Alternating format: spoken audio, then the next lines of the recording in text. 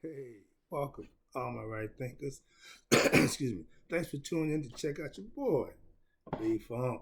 Thinking right in my living room in the wee hours of the morning. Well, I do what I do for you. Today, I got a good lesson for you. Right in 25 Rule to Live By. Storytelling, story with a message, message in a story for life. These are life lessons. I see you tuning in. I got to keep giving them to you. I got a bunch of them. Just stay tuned. Let's go. Right Thinker's mission is to enlighten, inspire, educate, and motivate you, the individual, to a higher spiritual level of enlightenment. Getting better at knowing who you are, becoming conscious of yourself. Yes. Right thinking is a way of life through mental and spiritual discipline daily will help and guide you to obtain your goal of spiritual enlightenment, aka know thyself. That's the mission. I'm on it. And if you know me, you know what I mean. So now I got to ask you the question: are you on it? Know thyself. A person who knows not and knows not that they even know not is foolish. Disregard them. A person who knows not and knows that they know not is simple. I can teach you. Stay tuned. Tune in. I got you. Do what I do for you. Mm-hmm. Now, a person who knows not and believe that they know is dangerous. I avoid them. I advise you to do the same.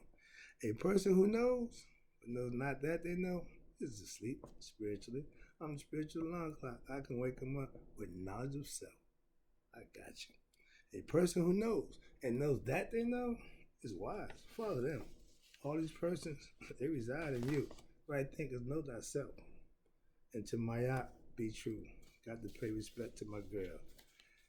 Today, for this morning, I got a question. I'm big on the ego and understanding, and the creed is know thyself. So let's keep it going. Right thinkers, let's talk about conscious. How conscious are you of you? Yeah. Do you know you, so to speak? That's the name of the game. Knowing thyself. You need to be conscious. Oh, you know what conscious is? Conscious is being totally aware of yourself and your surroundings and who you are, aka I am. Are you conscious of that? Do you know you?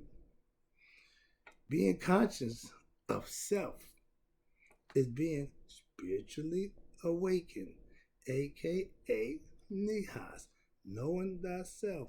If you're conscious of who you are, you know who you are, you reach that level of excellence in life, all you have to do now is ride the wave. If you're there. A lot of people may think they got there because they may have experience. Enlightenment is making a change from this to that. Becoming conscious of you and realizing I'm no longer doing that. Why? I'm conscious now. I know better. If you knew better, you should do better. How smart are you? And how conscious are you of you? That's today's question. Do you know you? Mm-hmm. Yeah. No, most people would tell you their name. Your name was given to you. So, do you know you? That's again the question. You gotta get a little deeper than the name. Yeah, we know you're male or female, or you know your age, but do you know you? Are you conscious of who you are? That's the question. I know my name, yeah, but I also know myself. Why? I have knowledge of self. I studied, I practiced, and I put it into use to manifest what I need to know about me. You can do the same. Tune in, I got you. I help you out. Watch this. Know yourself. Not just your name, your age, your sexual desires, and your preferences. Raise your conscious level to another. Raise your consciousness to another level. Live above the waist, so to speak. I tell you right there, it starts from the neck up. I don't have time to do the physical nonsense. Why? Because that body don't go nowhere but back to the ground. It's not going to ascend, and you can't take it with you to the next realm. So it's no use of you outside of here. Get the best of it, take care of it while you're here. Body emotion stays in motion. So you need to take care of it, and you need to put it in line with what? Your consciousness, your thought process, how you think of you. Next one is your subconscious. I told you this before. Is over 90% of your stored information, aka the Akashic Records. You have it all inside you. Everything you have, everything you're going to do, everything you're going to be starts inside you. I mean, nothing out there but space. Okay? Everything's in you.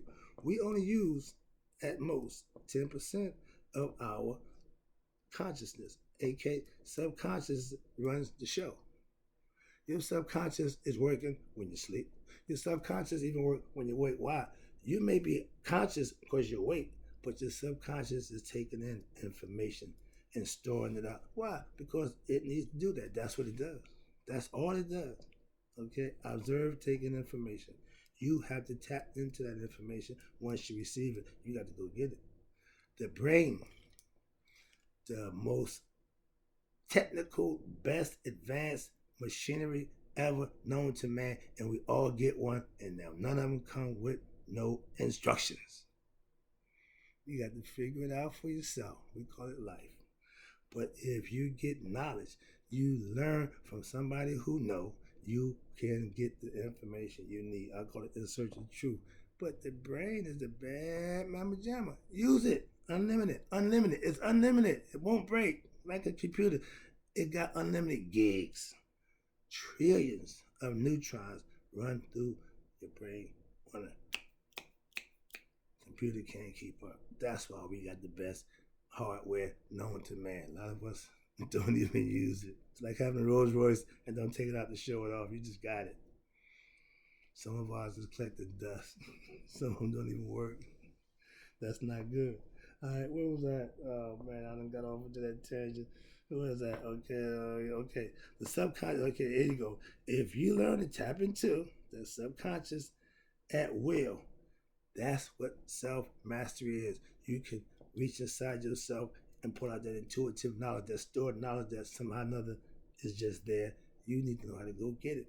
That's what learning how to be your best self, becoming conscious of self, studying and obtaining spiritual knowledge so you can do that, practice for yourself, and get in touch with yourself. A lot of self stuff going on here. Yeah, you think? As a right thinker, philosophy master, I know how to do just that. Tap into my subconscious mind. When I go into the meditative state, when you're praying, you're doing that. You have to learn and practice and get better at it. When you're communing with your higher power, that's a day-to-day ritual that once you get better at it, oh, it's so good. Where was that? Okay, watch this. Everything that happens to you, your subconscious knows and keeps track of it. That's Tahuti. He's the one that keeps records. He's the one that's always on the job. Your consciousness, your subconscious don't cease. It continuously goes with you or without you. Understand that? So learn how to work with it. Pure consciousness. That's God. That's intellect far beyond what we could even comprehend. But for humans, pure consciousness is what? The heart mind working as one conscious mind. They come together as one, like the yin and the yang. Separately, they don't really mean nothing. But together, that's what I'm trying to explain to you. When you're in your dream state or meditative state, your conscious is clear. Like a river. When everything ceases, when everything is calm, now you can see the bottom of the river most of the time. Why? Because there's no waves, there's no disturbance. Disturbance is distractions, okay? Feathers, or you brought on yourself. But when you are focused on one thing, communing with God in that state of mind, you get information that you didn't have to study for, that you didn't have to go to school for. You have hands-on knowledge of information that will serve you. That's your Akashic record. That's the subconscious mind. You tap into it. It's all yours. Do what you want with it. Good. Where we at now? We're down here because okay. Those thoughts that come from the heart are pure and divine. When your heart and mind come together, that's pure consciousness. You are pure thinkers. Now your thoughts are pretty much untainted. They're coming from within you. They're coming from a good place. Good and pure thoughts, when manifest, are good and prosperous deeds, virtuous deeds, good things, righteous things. That's what you do from the heart. I call it selfless service. I'll help you out of a situation as long as it don't inconvenience or hurt me or put me in hurt, harm, or danger. I'll do that. If any of things come into play, I won't. Why? That's the rule. I abide by my rules. When you master yourself, aka knowing yourself, you receive intuitive knowledge when you go into that meditative state. Woosah, every day. All right, here we go. Moving along. Unconscious state of mind. That's the ignorant state of mind. That's the set. That's the ego. Why? Because it's self-serving. It's not serving a higher power. It serves itself. If you're still not conscious of yourself, your life can't be good. Why? Because you're constantly having problems that you're causing and you don't even know it. That's what I call the fetters. Unconscious is not knowing what or who you are and what's going around you. You're stumbling and bumbling in the dark, as we say. You're walking around blind in the dark. You don't know who you are. You don't know what's going on around you. You're unconscious, but you're walking. See? Sometimes they say the walking dead. Yeah, like zombies, just walking around. I'm just here. That's not a good thing. The unconscious state of mind is your lowest state of mind, aka set or ego self. Just wanting to get by, just wanting to get high, just wanting to get laid, just wanting to do whatever you want to do. That's you serving you. That ain't got nothing to do with God. That's why it's the ego. You edging God out when you take it upon yourself to serve you. They call it the flesh, whatever, but it's still self-serving. I don't care what you call it, but it's still the same thing. You edging God out and you don't get a kick coming. Simple.